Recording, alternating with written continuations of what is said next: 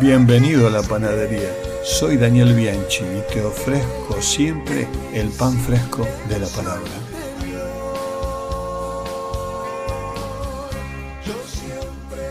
Hoy comenzamos una nueva serie. El título que propongo es La oración más repetida y tal vez la menos comprendida. ¿Cuál será? Tic-tac, tic-tac. Tiempo para pensar. Imagino que dirías la que se conoce popularmente como el Padre Nuestro, aunque en realidad debería llamarse la oración de los discípulos. ¿No te parece? Esta oración es parte central del Sermón del Monte y se encuentra en Mateo capítulo 6. Te invito a ver el texto.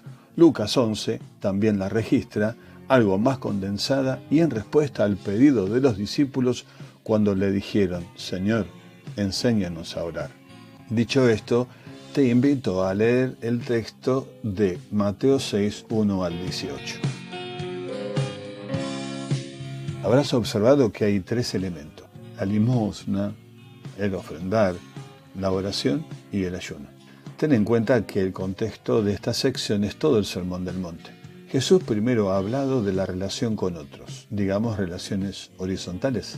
Esto está en el capítulo 5, del versículo 21 al 48. Luego de eso, enseñará la manera justa de establecer relación con Dios, digamos la relación vertical.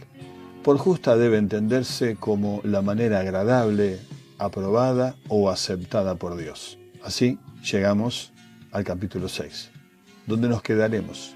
En pocas palabras, este es un llamado a que el discípulo moldee su vida conforme al carácter y al obrar del Padre.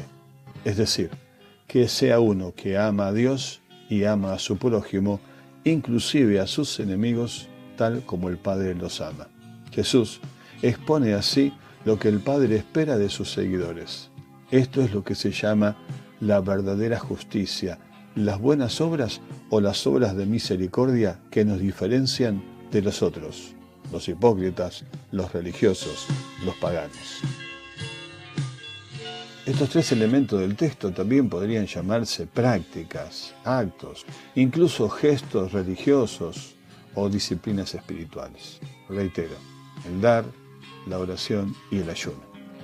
Recordemos que constituían estas la esencia misma de la piedad judía desde antaño y también eran constitutivas de la iglesia en el tiempo de Mateo y a través de la historia.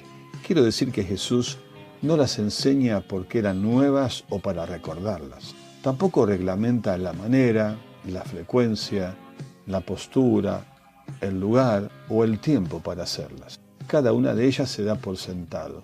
Son parte de la vida de los discípulos. Observemos el versículo 2 que dice, cuando des, el versículo 5, cuando ores, y el versículo 16, cuando ayunéis. O sea, no si lo vas a hacer o tenés que hacerlo, sino cuando lo hagas. Claro que la enseñanza trasciende estos elementos y debe ser la característica de toda expresión auténtica de vida cristiana, de devoción real, de auténtica piedad.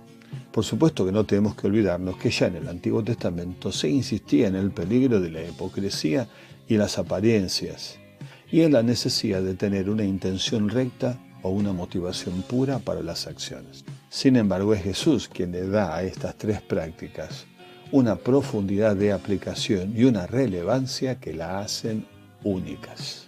El versículo de Mateo 6 comienza con una advertencia. Es una advertencia ante el peligro serio o grave de algo que se avecina. No se expresa claramente en el texto en español. Guardaos, cuidadito, ojo, mucha atención. Es como cuando se pone el índice debajo de un ojo y se dice, ojo. Pensemos entonces en estas tres prácticas en su conjunto y veamos la estructura del pasaje. Para cada práctica hay dos ámbitos, lo público y lo secreto. El lugar público se refiere a la calle, un lugar abierto o espacioso. De allí proviene nuestra palabra platea. O sea, es hacerlo para impresionar a otros, para agradar al público.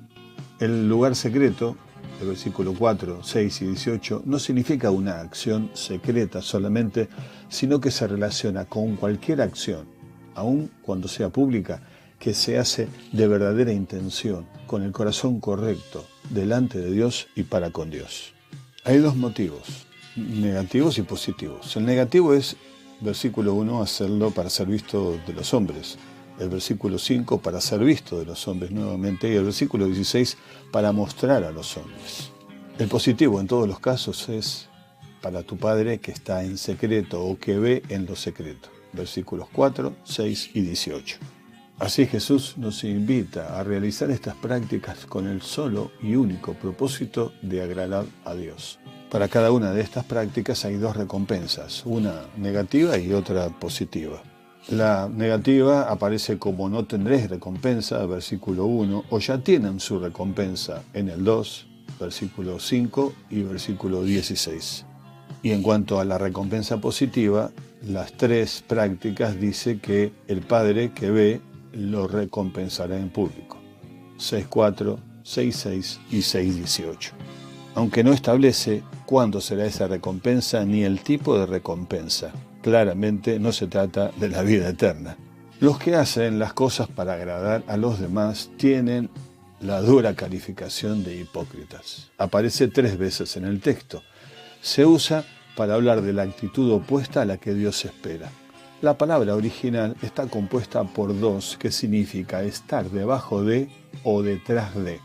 Se refería así a los actores que representaban un papel detrás de una máscara. Parece, da la impresión, creemos que están centrados en Dios, pero en realidad se centran en ellos mismos. Buscan el reconocimiento, el halago, la admiración y los likes de los demás. De estos hipócritas, dice Jesús, ya recibieron su recompensa. Fue ser admirados o reconocidos, ya está, no tienen más. Es temporal e inmediata, pero hueca y vacía, no queda absolutamente nada. Pero para los discípulos, los que practican la justicia y hacen lo que a Dios le agrada, hay buenas noticias. El Padre lo ve, sabe, lo toma en cuenta y lo recompensará. En maneras y en formas, en tiempos que seguramente no esperan, pero que no escapan al amor y a la gracia de Dios para con ellos. Así, la ética que proponen estas 3 prácticas es una de diferenciación, es ser distinto a los demás. No os hagáis semejantes a ellos, sino conforme a vuestro Padre que está en los cielos.